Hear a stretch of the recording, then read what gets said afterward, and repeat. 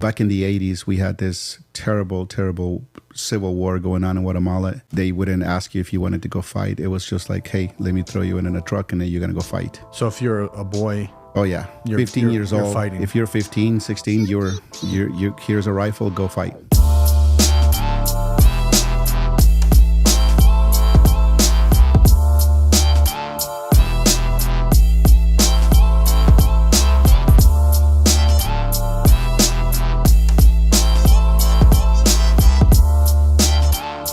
What's going on, guys? Today on our podcast, we have Kevin Sagastume. Sagastume.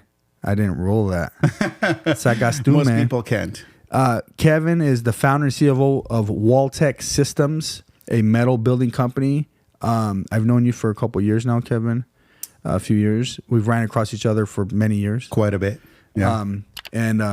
I'm glad you're on the show. Welcome. You bet. No, thank you for having me. I appreciate it. Glad to be here. Yeah. So, you're the owner and CEO of Walltek Systems. I know you were actually in my industry somewhat, fully in our industry, and you transitioned over, right? Yeah. Yeah. You're father of three. Married. Kids. Married. How long? You've been married 19 years now. 19. Ooh, that's pretty good. I know. It's pretty good. I know. It's more than normal, I would say. Yeah. But yeah, met my wife here in Phoenix. Met her at church, and You're born in Guatemala. I was born in Guatemala. It's a tiny town in the southern part of the country. I mean, Guatemala's not that big to begin with. Yeah. But I'm from a small town. Like a little village. Oh yeah. I mean, people knew you. Everybody knew you. Well, there's three people. That's exactly right. Yeah. And then I moved to Connecticut, New York and Connecticut back in 98. I was 15 years old when I got there. So you guys left Guatemala straight to Connecticut. That's interesting. I know. Well, that was quite a journey, I can tell you, because my parents got divorced when I was 7. Okay. In Guatemala. Okay. And they both decided to come to the U.S. Back in the 80s, we had this terrible, terrible civil war going on in Guatemala. And so they wouldn't ask you if you wanted to go fight. It was just like, hey, let me throw you in a truck and then you're going to go fight. So if you're a boy... Oh, yeah. 15 years old. Fighting. If you're 15, 16, you're here's a rifle, go fight. You're going to most likely die. Most likely. That was the end of it. So my dad and my mom, as a result of their divorce, they decided to both come here to the U.S. And then we ended up growing with my grandma. I have a brother. He's a couple years younger than me. So he was 5 when we got stayed with grandma. I was 7. So when you're what part of the world is Guatemala in? Central America. Central America. We're literally next to Mexico. Yeah. Yeah. So you guys go from Guatemala. Did you guys get passports or the government, did they place you in Connecticut? So after my mom being here for quite a few years, she became legal. Yep. And therefore she requested us to our papers and everything, and so we ended up they granted us. I was 15 at the time when they granted me the your mom came first. Yeah, because they were split up. Correct. So you were there with your grandma or your dad? Oh yeah, grandma. Yeah. No, she raised me. Your grandma raised you. Oh yeah. So your mom came to Connecticut. So she must have got some sort of work visa or something. Yeah. They were granting amnesty back then. Ronald Reagan was granting. 80s, yeah, back in the 80s, they were doing some of that. That was the easiest time. I know it was, and so thank goodness my mom was a recipient of that. And then a few years later, she was able to get us approved. And so 15 years old, my brother 12, 13. We hop on a small plane in Guatemala, tiny airport. 5 hours later, you're landing at JFK. New York. No English. So you went from Guatemala to New York? To New York City. Why'd you go to New York?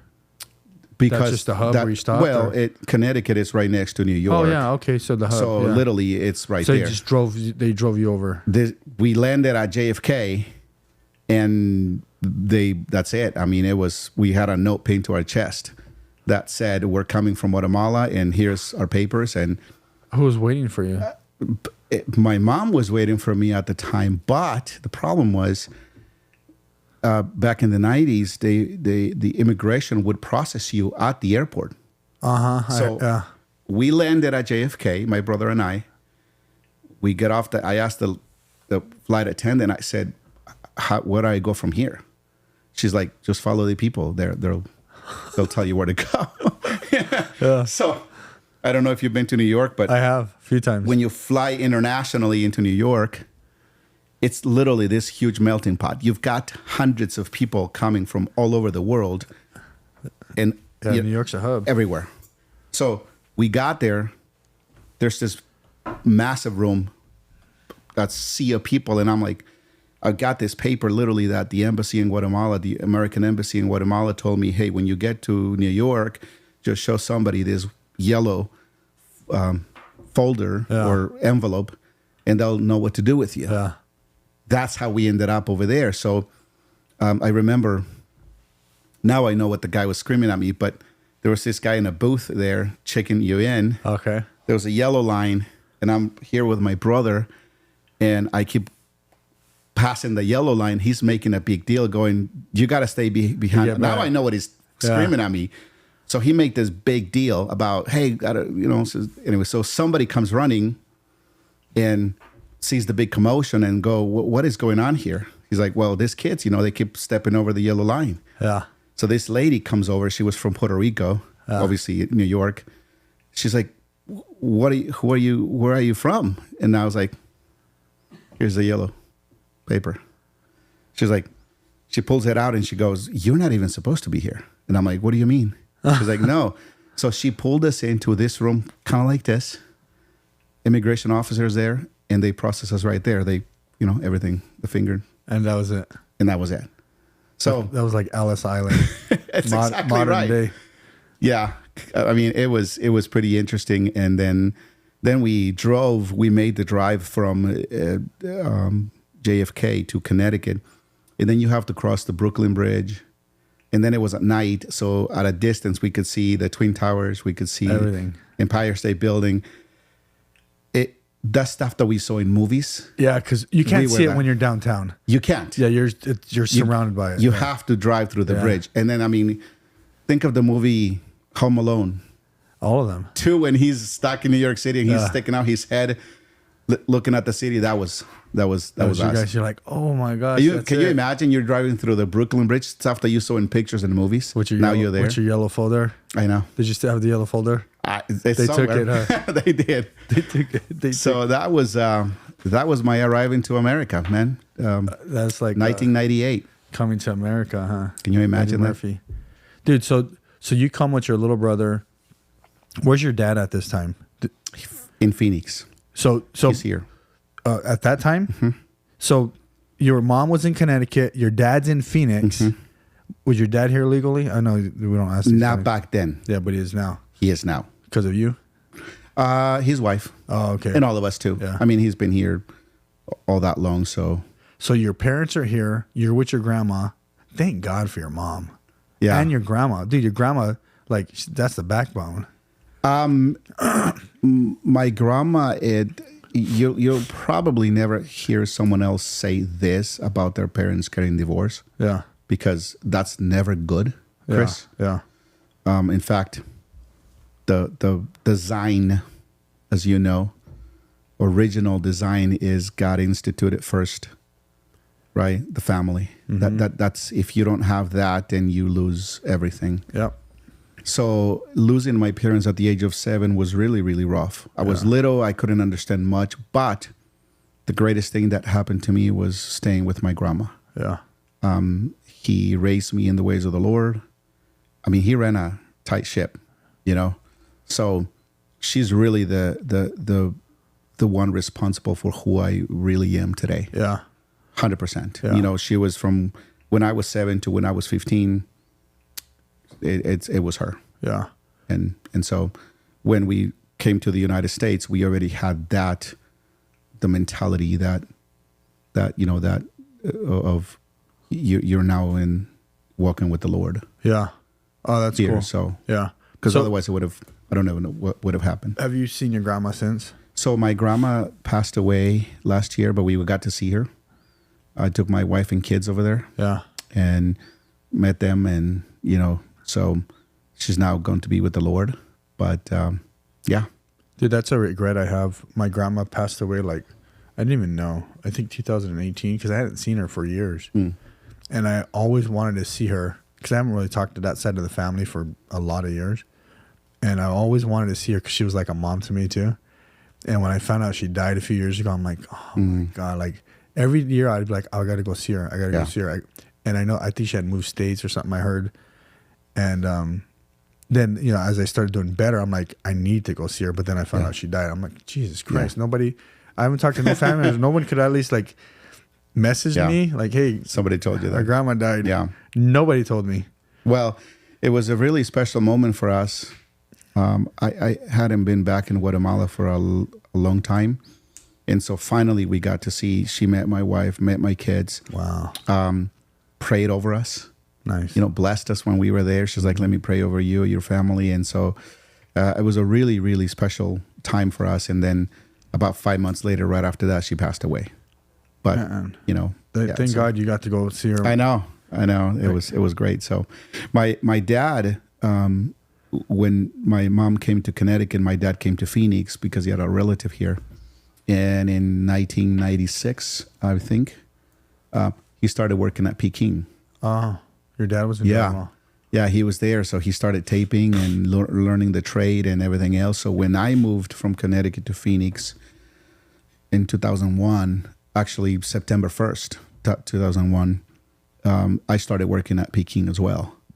And right before the Twin Towers. A few days before that. Yeah. And so my business career or construction career really started when I started at Peking as well. Yeah. In 2000. That's funny. Yeah, one. I was a taper first. Yeah. Did that for a few months. And then I just really said, hey, I really want to learn how to read blueprints and frame. And so went over, they're right by here, right? Uh-huh. And talked to the guy that was running the framing division. And I was like, I want to frame. Yeah. And he's like, all right, well, come over. Who was that at the time? Walt. Yeah. Yep. Yeah, he was there, and then they sent me to a school up in Buckeye that they were doing, and that was the beginning of it all, Yeah. And so did your mom move here too, or no? She's still in Connecticut. No, she's like, was it your choice, or she's like, you're bad. I'm tired of you. Get out of here. Sort of. Just kidding. I'll tell you what, though. I think God. And you're gonna hear me speak a lot about God in this. It's good. In this conversation because I think He's got a plan for you, right from the get-go. I truly believe He made it really difficult for me to stay in Connecticut, so that I would get extremely discontent over there. Yeah, because He didn't want me there. So so right out of high school, I was like, well, I would like to go to college, but I don't have the funds because now I'm on my own. I'm living on my own now. I didn't have the support from at the time my mom and her family. So I said, look, I'm just okay, fine. I'm gonna go to work. My plan was to stay in Connecticut, but then everywhere I went, it seemed like the doors closed on me. How old were you at this time? 18, 19 years old. So you graduated high school? Mm-hmm. I went 3 years to high school in Connecticut. Yeah. Which is where I learned the basics of English. Mm-hmm. Graduated and got a high school diploma, and so then at that time I just had a choice of whether to go to college or survive, and I took obviously survival. Mm-hmm. But really any job that I found wasn't really, I just think it was not what God wanted for me. And so I called my dad one day, which by the way, I've really never lived with my dad because since I was little, he came here. Yeah. But I picked up the phone call one day and I said, hey, would you help me out? I want to get out of here. I just want to see if you can give me a chance to be with you for some time and then get to know you. And he's like, absolutely. That was so cool. He come did over. Because he didn't really know you at this point. We did. We maintained great relationship. It's just I didn't grow up with him. Yeah. But we have a communication. It was great. Mm-hmm. But so coming over to live with him, it was like kind of new for me. So I sold a little car I had in Connecticut, and I grabbed, I don't know, $2,000 and then left. one day, just no notice. Left your brother? That's it. He stayed behind because he was still in high school. This kid, yeah. Yeah, he was still in high school, still with mom. I said, Mom, hey, I'm leaving. I'm going with dad in Arizona. And that was it. So I don't think my plan was to stay in Phoenix. Yeah. I think I just wanted to get away from that environment for some time. And then when I started working at Peking, I really started liking the framing part of it. And the next thing you know, a year goes by. The next thing you know, I'm invited to visit a church here, North Phoenix, which I've been attending for 20 years since then. We were invited to go there. I meet this beautiful girl there. 20 years later, here we are. She kept you. That's it. 3 kids. Like, you ain't going nowhere. You ain't going. I wasn't gonna go anywhere anyways to begin with. So so how old are you right now? 41. 42. Yeah, 42. I'll be 42 here shortly. Yeah. I was just trying to do the math. I'm 43. Awesome. So Peking, I worked at Peking in 1998. Oh, wow. 98, the end of 98, 99, 1 year. Okay. Walt Cruz was my foreman. Yeah. Yeah, he used to hire me. Walt, if you're listening, look at me now, sucker. No, he was good. He was that was a blessing for me working underneath him because he was the best guy in that company. When I started coming up, I had the privilege of working with some of the best guys in the whole industry at that time. Walt was one of them. Wow. So he was a foreman and I was on his crew. We were like elite, like killers. Yeah. And I just, he was sharp. He's sharp guy. Yeah. Well, I mean, he doesn't own his own company though, so I don't know. But he's a good guy over there. I worked there for a little bit. So you get into drywall. Your dad's a taper. Your dad's like, hey son, get over here. You're gonna go to work, and you're like, start taping. I want to frame, because there is, like, in our industry, and my industry, still my industry, not necessarily your industry anymore. A little bit, but not much. Not really. Hardly anything. Don't call it yours. No, just kidding. Becoming a framer type thing, you have a little more, you can learn a little faster, a little better, because you if you want to, you can tap into the blueprint. You can tap into blueprints doing anything, but framing, you're surrounded by all aspects. Yeah. Well, and that's interesting you say that, because when I started framing, I immediately was attracted by the fact that I could learn to read the set of drawings, right? Which, like you said, can definitely open up doors to a lot of things. Yeah.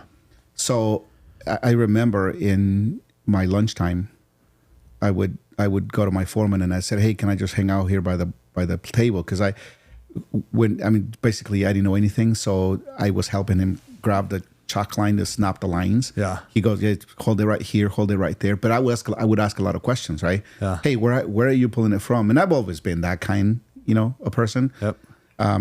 Curiosity. Yeah. And so I would say to him, can I just look at the blueprints in lunchtime? He's like, yeah, go for it. So I would spend my 40 minutes just basically eating my lunch, then standing up by the table reading the plans. So when he started doing the layout, I kind of already had an idea where he was going to be pulling dimensions from. You knew which room. I knew what room. I kind of started going here, and then basically one day he goes, "Okay, you sound like you're following everything that I'm doing," and I'm like, "Yeah, it's all right here," Mm-hmm. So the first thing he gave me as a project for me to actually read the blueprints was, hey, he said, can you go around the whole entire TI? And it was a pretty big project. I think it was a school. And he said, go around and locate every single fire extinguisher opening and frame it. But I want you to do it through the drawings. Yeah. Look for the FE exactly. or whatever that was. And here's a set of drawings. And I was like, oh, cool. And that was my first thing. And I got him all done. And he's like, okay, that's nice. Confidence. So I was only at Peking from 2001 to 2003, 4. 3 years. Something like that, 4 or 5 years. And then I decided, so at the time, my dad was doing a lot of side jobs. And what was interesting is that I would make more money doing side jobs than working at Well, Peking. yeah. And I was telling my dad, I was like, hey, I don't care how many jobs I should get them all. Because I saw money and I was like, I want more. Yeah. Yeah. And so, but I was working every weekend, Chris. It wasn't free. It's you're gonna You're every putting single in the time. Exactly. Yeah. I mean, because you still had your job, right? yeah, I was so working you're going at after Peking. work and on the weekends. There's Yeah. no time off. So I saved enough money to, I had enough savings, and I was 20, 21 at the time. And I was like, Dad, maybe I can start my own thing. So went and got the license and got set up. And that was in 2005, 6. Did that for a couple of years, and it was rough.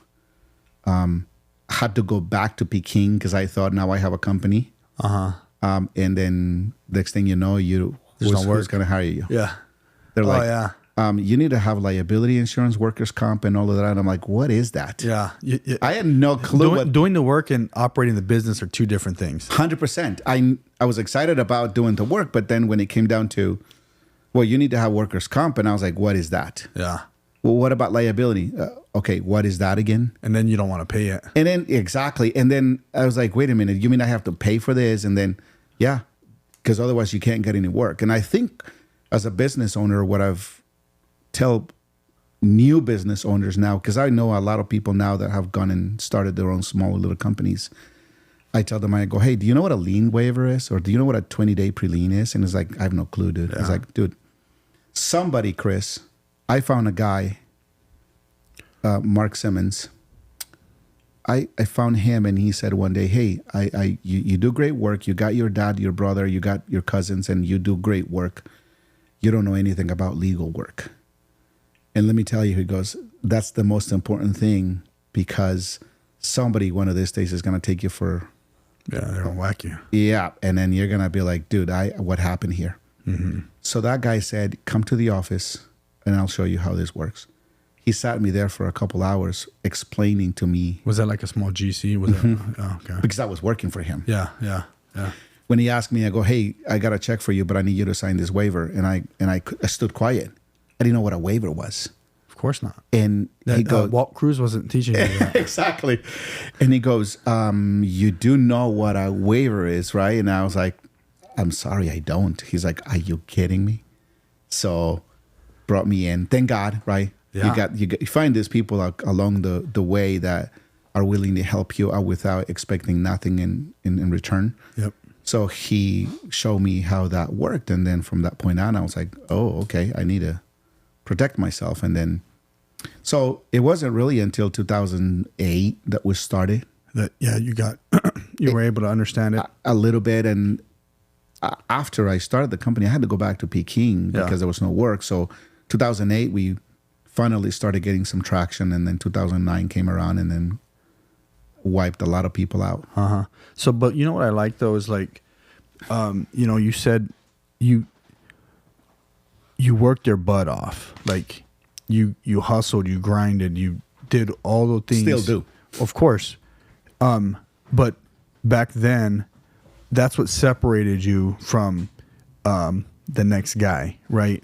And there's so many people today that can't separate themselves from their pack. You know what I mean? And so you're like, hey, Dad, let's get more. I can handle it. I'll work 72 hours a day. There's 24 hours in a day, but I'll work, because you're at this point, you're working basically, you got to drive to work and drive home and work. So that's 10 hours. You're probably putting in another 6 to 8 hours at night and then working another 12 to 16 hours at the weekend. Right. And so many people, they want the reward without the sacrifice. Yeah. And you're saying as a young man, you're like, I'll sacrifice. Yeah. Right. And now, were you with your girlfriend at this time when you were sacrificing? Oh, yeah. Yeah. So had you had a kid yet? Not yet. No, right? we actually we met when I was 20 and then we got married when I was 22, about 23, got my first kid. Yeah. I think that's the reality that we live in today, unfortunately, is that a lot of people want the result without the sacrifice or the hard work. Yeah. And you can't do that.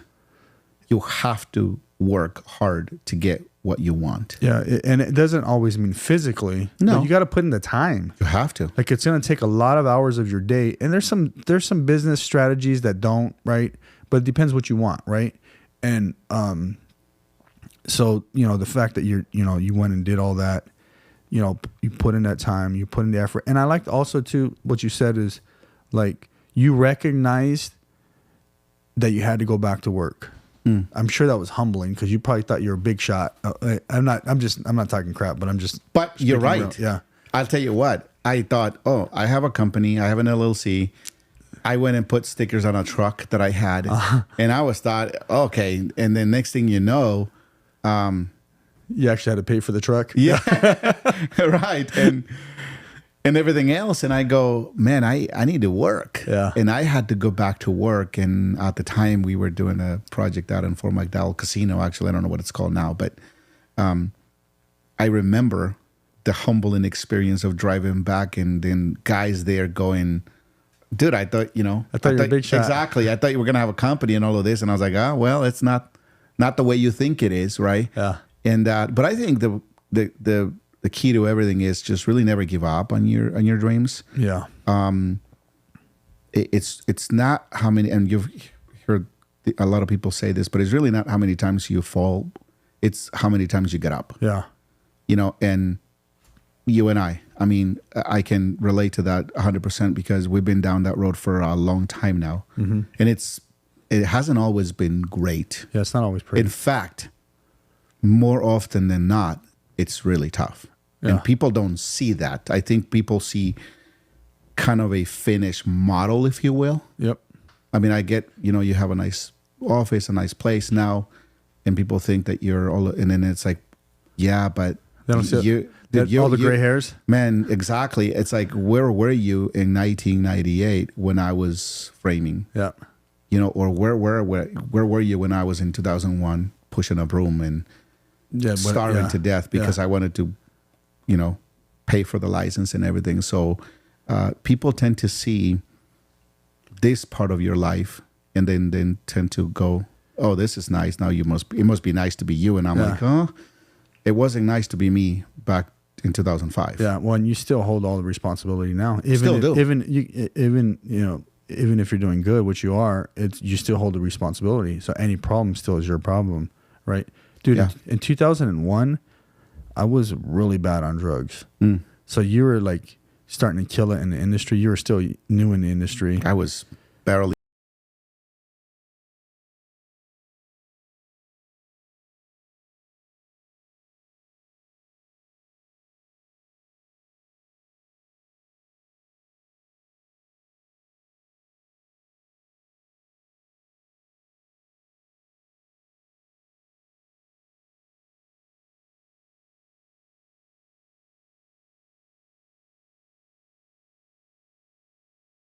Not working no more. So even I was in the industry, became a foreman really fast, and then my mom had died. I think like right when I was 20, right after I turned 20, my mom died. So basically like 20 and a half to like 22, I was like a bum. I went from partying to like, whoo, yeah, what I mean? No work, no money, bum. So I'm glad you were doing good. You wouldn't have even talked to me. No, I've been in, I would say I consider myself part-time ministry.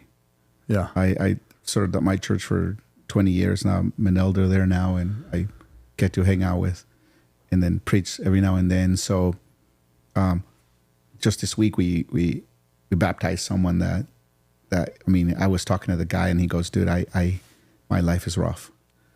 I've done this, and this. And I don't think I have any hope. And I was like, dude, you're at the right place. Yeah. You're at the right place. And right then and then I was like, you want to change your life? This is the way. Christ is the way.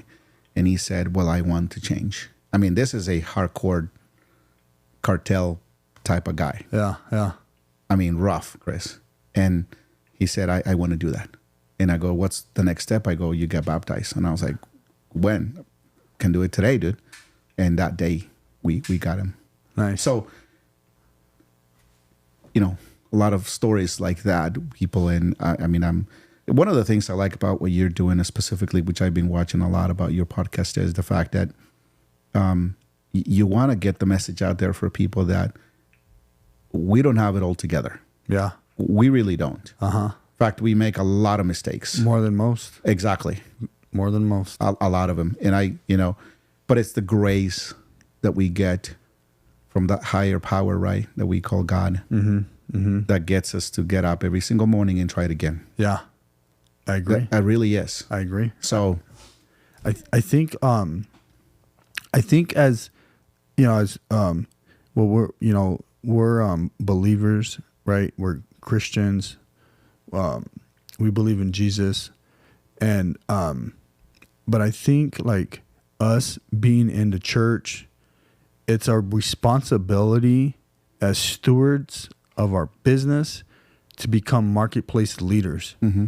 Or pastors in the marketplace, right? We don't have to have a title. I am ordained, and I do help in my church. My wife runs our church, right? And so, but we have a responsibility to, as the steward of our business, to lead from the front, like God's way. Mm. And not everyone's that way, right? Mm-hmm. Yeah. You got some people that are atheists, they're leading whatever way. And other, but I think for us, that's why we're blessed, is because that's how we lead.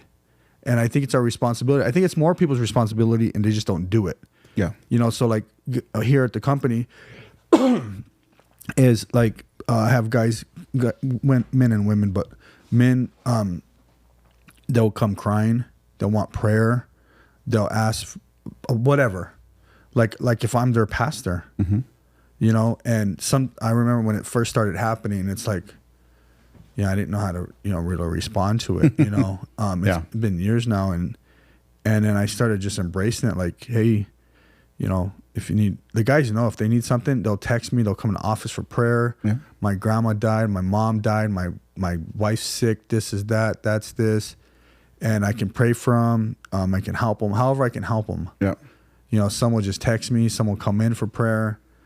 Some will pop up at the church. Yeah. And like for one message only, they're like, I needed that. They ain't been in church for 20 years and they won't go back for 20 years. Yeah. They need, and I'm like, well, that's why we're stewards of what we do. That's why God gave us this. That's why he gave you that. Because he knew you can handle the responsibility. Yeah. You know what I mean? And I think he lets us learn.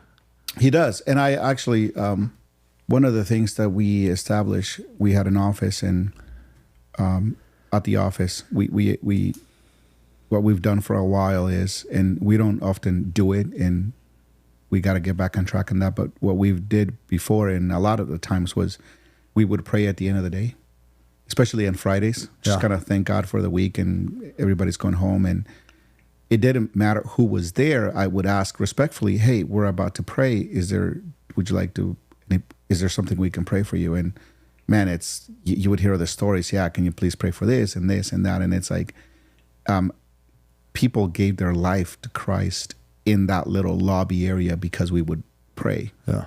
So exactly the same scenario. People text me and go, can did this happen? And can you pray for me? And so people start getting to know you. And the tough part about that is how do you maintain that relationship and at the same time run a business? Yeah. No, that's a very difficult thing to do, because sometimes when you have to call somebody in and say, what's going on?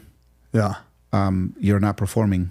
Pastor's but gone. It's the boss now. Right. But it's the same time that you're going, hey man, I'm going through this. So you got to give a lot of grace to people in that scenario. And so, you have to be wise about that. And I've been there many, many times. What do you say to because I feel like, and you can answer this, with me is, we've had lots of employees, right? Hundreds and hundreds and hundreds. But I feel like sometimes people will try to take advantage of me because they know, I think I'm nicer now, much nicer now, maybe too nice sometimes. And I feel like people try to take it. Everyone says it, even they tell me like they're taking advantage of you, like some guys and different people, right? What do you say to that? As far as, because in my mind I'm like, I gotta help this person, but then in my mind they're taking advantage of me because I feel it, but then I've got to help them. What do you say to that? You know, someone who's possibly in the same position we are in, and people are taking advantage of them, and they're like, they don't know to be the good guy or the bad guy, because that's the fine line. You know what I mean? What do you say to that? Well, it's a very complicated situation, because at the same time that you want to be firm, right? How are you firm without being a prick? Yeah. I mean, it really is it boils down to that, right? Yeah. And so I think as long as you are firm and direct to people in a way that they understand the message is, look, I'm here to help you, but you also want the help. Yeah. You do your part. Right. You need to do your own. Right. And we see that many, many times where, again, people want something without having to do anything. Yeah. And that really is impossible to help someone if they don't want the help. Yeah, no, it's so totally true. I've seen many guys come across in our lifetime where you give them a lot of grace, and people go, man, they're at it again, Kevin, or they did this again. How do you want us to handle this? And it's like, all right, at one point in time, you have to make the decision. Look, we have a business to run. I will help you. I will always love you, care for you. But it has to be done this way. Time to go. It's unfortunately. Yeah. And it's even more difficult when you got family. Well, yeah. Especially when I had a really good friend of mine that I grew up with that I had to let go, and he wouldn't understand why. And then I ended up being kind of the bad guy. You're the bad guy. Yeah, exactly. But, so it's very difficult to do that, maintain that balance. Do you turn over some of those issues when it becomes like mundane and just keeps going with somebody? You turn it over to someone else, or you just handle it yourself? No, so we it's both, depending on who it is. Exactly, depending on who it is. Obviously, we have other people now in charge. We've got a director of operations, and we've got a controller, and we've got this, and we've got that now. So sometimes they handle it at their level, or whoever is leading that certain person. But if it elevates and escalates from that, then obviously we talk. So yeah, I mean, that's kind of how we roll. So I know, like these days, if I hire someone that's either knows me or they're in an important position, I have a stern conversation with them now, because they'll learn who I am, right? And is that kind of what you were saying is, I'm going to let them know, like, hey, listen, I'm going to hire you, but I expect these things. Right. Especially people I know. Or maybe I knew them from before or something, whatever, And if you don't do it, I will let you go. I will, and I do that too with, because guys they tend to get mad at me if they don't perform and we have to terminate them. Whether a foreman terminates them or something like that, some people get upset. Not everybody, but some people get upset. So nowadays, I'll just let them know, hey, this is what we expect, and you have to do it. You just gotta cut it. If you do these few things, you have a job here forever. If you don't, then we'll have to move on. And I've let you know so you'll understand why. And I'll those conversations too, I'll have up close with maybe people that I think may cause a problem. I'll have those conversations even a little faster. Because I'm like, hey, this is what I expect. If you can't do it, I'll get rid of you. I'm letting you know right now. No, I agree 100%. And we from 6 years ago, I would say 6 to 7 years ago, we did really change. So we started off as a framing and drywall business. And then about 6 years ago, we made a jump into the metal building systems industry. Storage.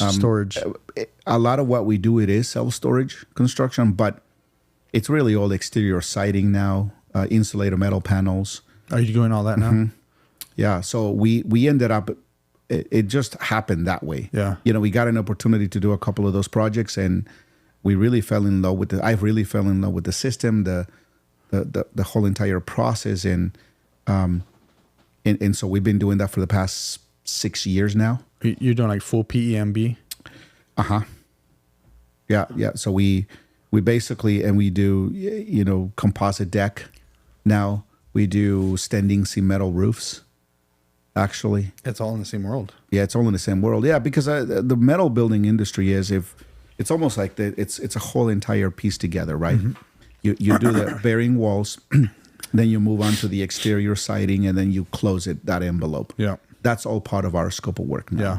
And we've been doing that for quite a while, mostly in Arizona. We've done a couple projects in Colorado, Vegas. In fact, we're actually looking into getting licensing across 26 states now. You can do that in one shot There's a test that you got to pass for 26 states. altogether, yeah. Oh, damn. But the reason why we're able to do that is because the way the bills, the especially in the self-storage is, it's all pre-engineered metal buildings. Yep. They send you a building, you engineer it, you do the cut list, you send the materials for fabrication, and then they ship it directly to the job site. It's no longer, that's why we don't even have a warehouse anymore, because every component in that building gets shipped directly from the manufacturing company to the job site. Yeah. So we totally changed our program. Yeah. And so, like I said, we've been doing that for 7 years now, and we like it. And then are you guys install on yourselves, or do you? Or so we have a small crew in Phoenix. We probably have like 15 guys now, and we sub most of it out to other installers. Yeah, depending on where you're at. Correctly. Yeah. So like if we're working in Vegas, we'll sub it out to somebody in Vegas or in Denver. Or so you're buying it out there. So that so in those kind of buildings, you're the full GC and the installer, or just the installer of the product. We mostly work for GCs and developers. Yeah. They are the ones that hired us to basically do the design. We offer engineering service as well, like structural engineer. Yeah. So we offer structural engineering services. We design the building. We get it through permitting. Yeah. And then we ship you the building when it's ready. So you're doing Z-girts and all that stuff. That's cool. Yep. I didn't know that. Z-purlings, you name it. I knew it completely changed. Well, and it's all in the same world. It makes sense because like as you're doing the storages, you start with the skins inside those rooms. Yeah, that's where you started touching the metal panels. Exactly. Then they're like, hey, can you do this facade real quick? A little tower. It really went from there. Yeah, the tower, right? The facade. Pre-engineered trusses. And next thing you know, it's like, hey, this whole storage is half block, half metal panel. It's a ton of it. Yeah. 3 stories up high. I mean, you've seen them. Yeah, the bottom floor's block maybe, and then up it's metal, yeah. And some of them are actually. But the interior of all of those buildings, it's all metal. All metal. I mean, have you been in a self storage? Yeah. Inside? Okay. Yeah. Well, when you're walking down the hallway, we framed a few of them. Oh, that's right. Yeah, not yours though. I remember not that. yours.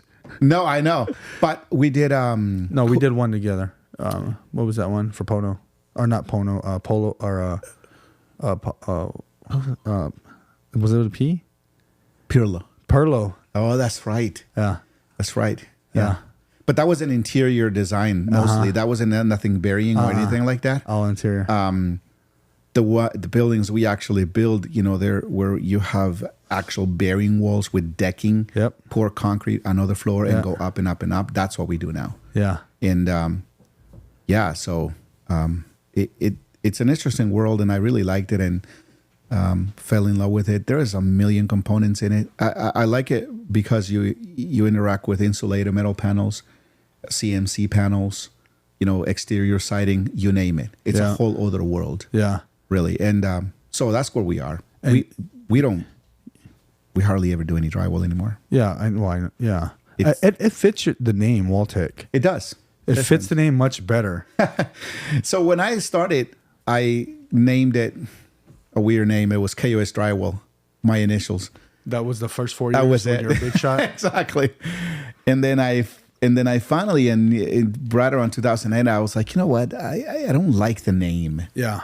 I've always thought ahead of where I am at. Yeah. And so I knew that at the time, when I thought about changing the name, I said, you know what? I'm going to change the name to a company that can help me navigate through the world and then pivot in any type of direction should anything happen. Mm-hmm. And so I picked the name Walltek Systems because it kind of gives you that name, right? It's broader. You don't necessarily, you could do anything. Not like extreme drywall. Well, but it's specific, to what you do. Yeah. I just I just knew that back then I wanted to have a name that could help me. And that is probably why we ended up in the world that we are today, because the person that hired me for the first time said, oh, you're under the Wall Systems. Can you do this? Yeah. So we weren't necessarily tied to a specific trade. Yeah. So it gave us a little bit more of a broader. I'm thinking about changing our name. Are you really? Yeah. No. Yeah. Still Extreme, but Team Extreme. So I bought the domain, Team Extreme. So all of our emails now, probably a year now, is teamextreme.com. Okay. I don't think I've talked about this, except people close to me. And then we we're doing painting, we're doing drywall, Yeah. we're doing all kinds of stuff too. And so I think I'm gonna just put it all under the umbrella of Team Extreme. I'm just trying to figure out. I need to brand everything. So I got to rebrand everything. I have someone working on the logos, but I haven't found I haven't picked one yet. Okay. So I just made shirts that say Extreme Drywall. I didn't want to make those, but we need shirts for the guys. Yeah. Like with long sleeves. But as soon as I figure out a logo, we're going to rebrand under Team Extreme. So that's breaking news. And I'm just kidding. Well, no, that's great. I appreciate that. So it gives you what else are you doing now besides drywall and painting? I mean, you do acoustic ceilings, walls and ceilings. From walls and ceilings, we'll probably. I mean, we got the GC license, everything. So with the Team Extreme brand, I can go all the way into GC maintenance, a lot of things, because I can. It can be the umbrella company, and then all the sub tiers underneath it. Yep. Drywall division, paint division, installation division. Full maintenance GC over here, GC over here, whatever. So that. Well, I mean, when push comes to shoves, you got to do what you got to do to stay, busy, and provide for your family. Well, I'm thinking the same thing. I'm getting more into real estate stuff, but I'm thinking the same thing as broader. Yeah. Let's go broader, because we've did pretty good at one niche. I stuck with that been with that for 20 something years. You know what I mean? So now it's like, okay, we're doing more and more and more, and we're not going to get a phone call about a certain type of job because our name says drywall. Yeah, no, I agree.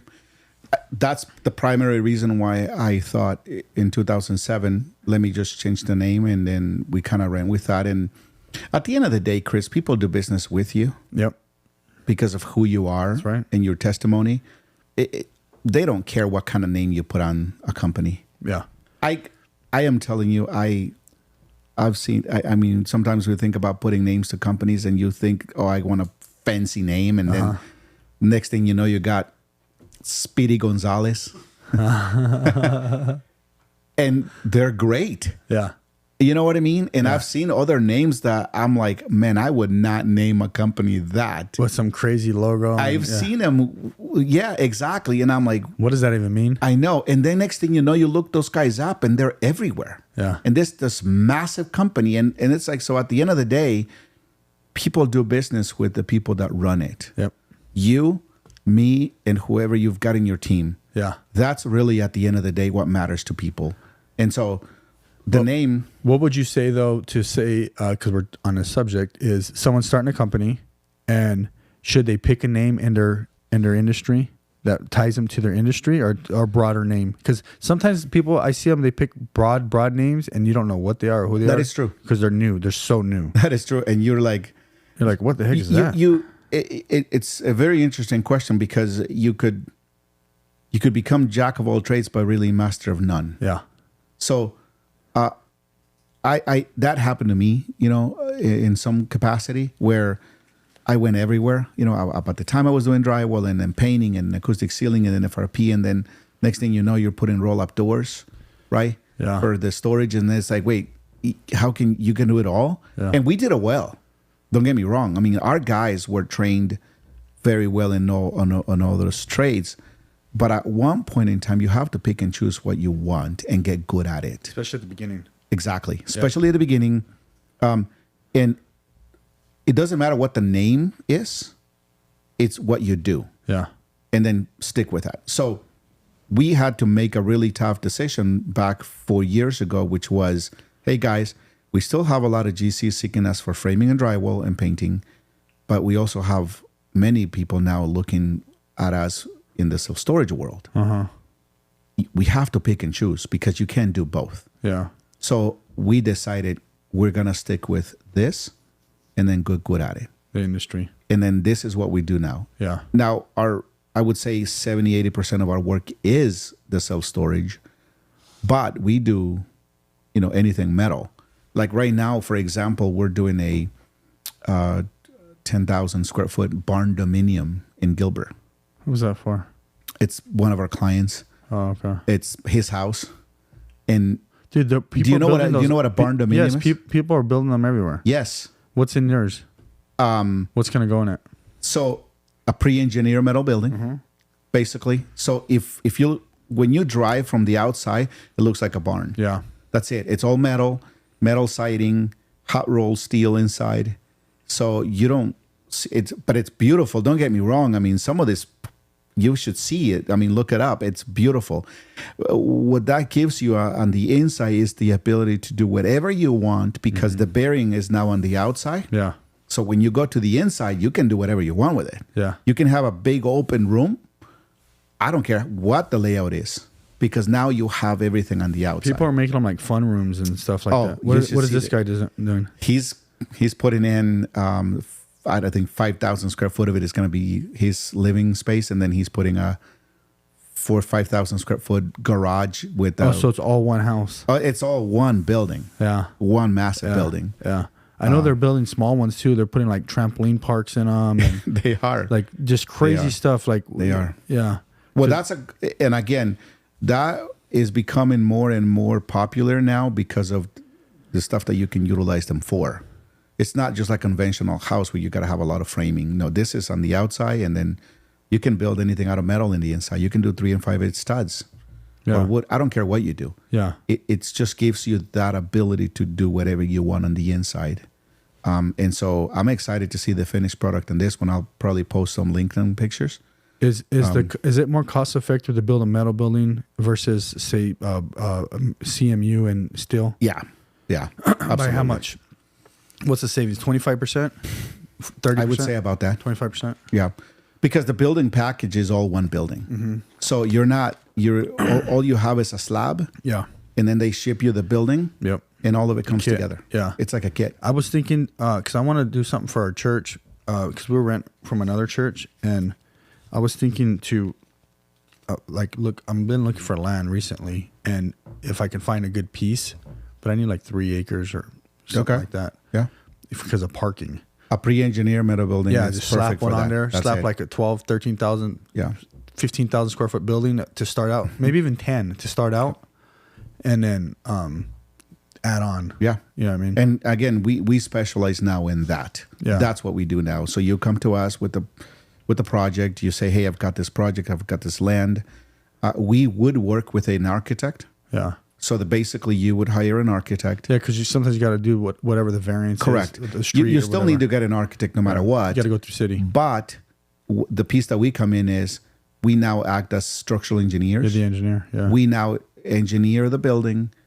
We not only engineer it, but we design it and then sell you the building and put it up for you. Yeah. Yeah. So that's kind of our whole program. And kind of a cool thing that we've been doing lately is we've been using a lot of technology. We design everything in 3D. That's good, BIM. Yeah. Yeah, we're heavily on that. So you can turn the building around for the customer, show them all of it. Yeah. They get excited and they see the building before it's built, and it's like, man, this is your building. But not only that, you show them standing in front of it next to the car. But we've taken BIM to another level, which is the software that we're using. When we are designing the building itself in 3D, every component in that it's counting your material. It's already counting the materials. Is it pricing it as well? You have that ability. You Yes, you got to put the pricing in exactly. there. Yeah. It prints out a report to you, and then you just all your cut list, everything. Yeah, all 100%, Yeah.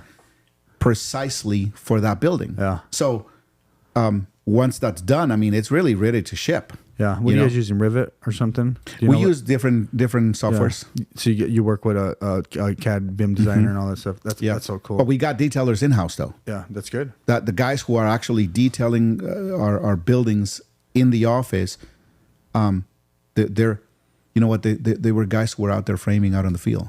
Yeah. And I'll tell you what, we've Christian, who's our Oh, I met him. yeah, you met him, right? Young Yeah, guy. Yeah. Partner and brother-in-law and Oh, yeah. and everything in crime. He had the brightest idea that he said, look, we're going to learn the software, and then we're going to pick and choose from guys out in the field who we think that they got the potential to learning the software, and we're going to bring those guys in here to detail. And so a few years ago, we did that with one of our guys, and then now we got another kid in there. So Nice. the guys detailing those buildings are guys who first know how to put the work up outside. Yeah. Because when they're detailing, you're looking at a beam and They going, know what man, to see. they know what to see. Or this is wrong. We Or gotta that's not modify going to work. it. Yeah. Exactly. That's not going to work. We got to do it this way. And I'm telling you, these guys are like the backbone of this building. So, yeah, I'm happy to. Hopefully, one of these days you can come and grab lunch again, and we'll run you through it. But pretty interesting what we're doing, you know. I like it. And then we transfer that out to the field. Basically, the building in 3D gets built in steps. So our guys out in the field get an iPad, and they look at the model, and all they do is click on pieces, and the building is put up right off of an iPad. That's awesome. So it's very convenient. That's so convenient. cool. Yeah. So it sounds like you really like this stage of your life. You're having fun. I love what I do. Yeah. You know, I tell my kids all the time. They're 15 and 17, and I tell them all the time. I said, hey, if you're gonna pick and choose a career, I don't care what it is. As long as you love it, you'll never work in life. It's never gonna feel like work. Is it gonna be difficult? Yeah. Is it gonna be exhausting? Absolutely. But the next morning you're gonna get up and want to go to work again because You enjoy you it. like what I do. I tell them all the time. I said my favorite day of the week is Mondays. I know that's rare to hear, but for me, it's like I get to do it all over again. Yeah. So I get up early in the morning, 4 or 5 o'clock. I take a shower, get a cup of coffee, and I'm ready at the office. I'm usually there, or typically early, and I'm ready for the week. Yeah. That's my favorite day of the week. I enjoy what I do. I like it. So as long as you do that in life, it'll never get boring. I hate when people are like, it's Friday. Who cares? I know. Even if it is Friday, you still got Sunday and Monday, or Saturday and Sunday. You That's know what I mean? right. It's like, yeah, it's Friday. I know. Go get a second job for the weekend. Something, right? Is that boring? So, Go borrowing money. Anyways, No, that's a lot of interesting stuff for sure. I like it. So what's the next steps in your life? What are you looking at doing? Any business ventures going on? Any what you're saying? Yeah. What do you got? What do you got cooking? I think right now we're gonna continue what we're doing, which is the metal building systems world. I think a big step for us right now is we're planning on going not national, but at least in most of the states. Those states, yeah. So that's a big step for us. Installer. So you're being. So we'll ship you the building, and then we will, So are you going to sell the product as well? I mean, eventually we are. The only thing we don't have right now is the manufacturing aspect of it. Yeah. But That's a whole nother business.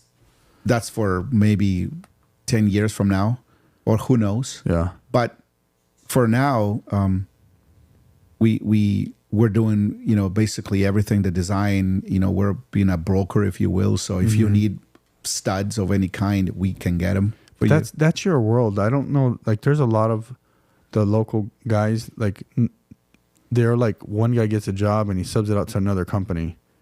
You know what I mean? That's that world. Yeah.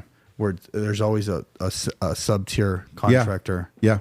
Right? It's becoming more popular now, though. And part of it, too, is because, I don't know how you're experiencing now in the framing and drywall business, but, it's getting difficult to get qualified guys, especially in the taping part of it. Well, yeah, there's less manpower. Yeah. And in today's time, it's there's less work, too, right now. So... Are you seeing that right this second? Or? Oh, yeah. You're seeing more people bid out the same job. Interesting. So that's when you kind of start knowing. When I start knowing like what's happening is, one is I'll have people start applying for jobs. They'll start just coming in. Yeah. And then they'll like 5, 6 from one company, 5, 6 from another company. Then I start knowing who's slow. Yeah. And then when we're on job walks, for bidding, if one of the estimators are there or whatever, they'll say, man, say like We said another 8 guys. yeah. Well, when you're there at a job walk, a bid walk, so say like a year ago it was like one other drywall contractor or 2, right? And then today it's like 10. So that tells you that they're all chasing the same work. Yep. So which they weren't before. Yeah. So it's doing some more things, right? But it's fun. Like you said, it's fun. I'm having fun. I think it's you have to have like I don't know if like sometimes the work's not fun. Sometimes like I don't love what I do, but I love who I'm doing it with. And that brings That's the an joy. interesting perspective. Yeah, because what Never I thought of do, it, actually. what I've been doing kicks my butt. Yeah. Right? And it's like we're in a labor intensive industry. Yeah. Other people are in other industries. I have to have 100 guys and other people have to have 10 guys and it's the same revenue. I mean, maybe they're making the same, but less revenue. Yeah. Like they can do $1 million revenue and make the same amount. Yep. With 10 and I have to have 100. We're labor intensive. That's right? exactly right. You know what I mean? And but I love who I'm doing it with. Yeah. You know what I mean? So I would piggyback on what you're saying is, you said is love what you do. I say for me is love who you're doing it with. Yeah. That's a good one. Yeah. I really never thought of it that way, but that's absolutely right. And it's not that I never thought of it that way. I enjoy doing it. I like working with who I'm working with. Because they make you love it. So I really never thought of it that way. Yeah. But yeah, that's 100%. I mean, can you imagine not getting along with people? Well, you'd hate everything. It's tough. I mean, I tell the guys at the office, I go, I see you more than I see my own family. I mean, you're there at 7 o'clock in the morning and you go home at 4, 5. You're there with 10 hours a day at least. It's like, you better get along, Yeah. So, so that's, yeah, I agree 100% with that. You can steal that for your next meeting. That's right. Love who you're doing it with. I'm going to write that down. And you don't necessarily need to love use it. what you do. Just love who you're doing it with. Yeah, that's a good one. No. Yeah. So, all right. That's awesome. So a couple of things. Someone wants to get into the industry, your industry now, your new industry, wall systems. What's some people's piece of advice for them to enter that industry? What do they have to, just some nuggets. What do they have to look for? Because it's a cool industry. It is. Yeah. It's actually becoming cooler. I'm watching it. They're starting to put these whole rooftops together, crane them up the whole roof. It's becoming more and more. It's becoming what they would say sexy. Yeah, and more so than yeah, but more It's cool. No, but more so than that though, Chris, is I think the lack of manpower is it's pushing customers now to do offsite building, right? Offsite manufacturing, where a building is assembled in this control area and then it gets shipped and then put up. Yeah. Right. And it doesn't require that much manpower. I think it's becoming more of a necessity because of the manpower issue, and I see it all the time. What I would tell people jumping in really any type of industry is something I didn't do when I did this was quantify. First of all, learn the trade. Do some survey about the demand. Yeah. In a type of industry, just because it looks cool doesn't mean there's a demand. Yeah. Uh-huh. And so I think we make a lot of mistake a lot of the times, which is something is nice and sexy, but then you get in it and it's like there's really there's a lot of competition in it. I would say in the type of business that I do, even though there is some competition, there is not as much as in the framing and drywall business. Mm-hmm. You can't have somebody that can say, yeah, we're going to install that standing seam roof. There's lots of components in it and very difficult to learn. Mm-hmm. So there is less competition. Yeah. So first of all, learn the trade and then, do a survey or a study of the demand in that particular trade that you're looking to get into. Yeah. And then get good at it. Get good at it. Just really learn everything. What we did back when we jumped into this world was we ended up getting certified to install insulated metal panels. standing seam roofs, because what happens is the manufacturing company sends you the material and they won't warranty that material unless you're certified to install it. Yeah. So get the certification. Exactly. So we ended up going through that process, and it's not overnight. You have to get into that process. So that's kind of the, some advice for somebody that's trying to get into any type of industry, right? Yeah. Yeah. I totally agree. And then as we wrap up, what's one piece of advice you would give that up and comer, that young entrepreneur, young leader trying to transition? What's that one piece of nugget like you tell your kids? We'll leave them with that. Be disciplined and be consistent. Oh, I totally agree. Man, I mean, the discipline and consistency is everything in life, but especially in business. 20 years into the business now, we've seen ups and downs. We've seen the economy crash. We've seen everything.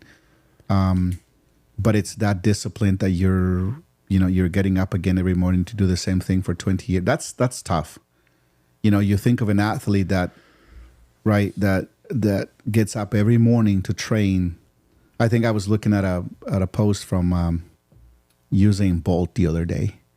He said, I trained 4 years consistency for every single day, 10, 12 hours a day to run a 9-second race. Oh, for the Olympics. For the Olympics. Think about that. 4 years of training for a 9-second race. Yeah. That's tough. Yeah. He makes it look very easy here. Yeah. In those 9 seconds, it's like, man, that didn't seem like hard to do. Yeah. But he trained 4 years consistency for that 9-second race. Put in the work for the win. Right. Right. 100%. And I think a lot of us don't do that. I love it. Well, there it is, guys.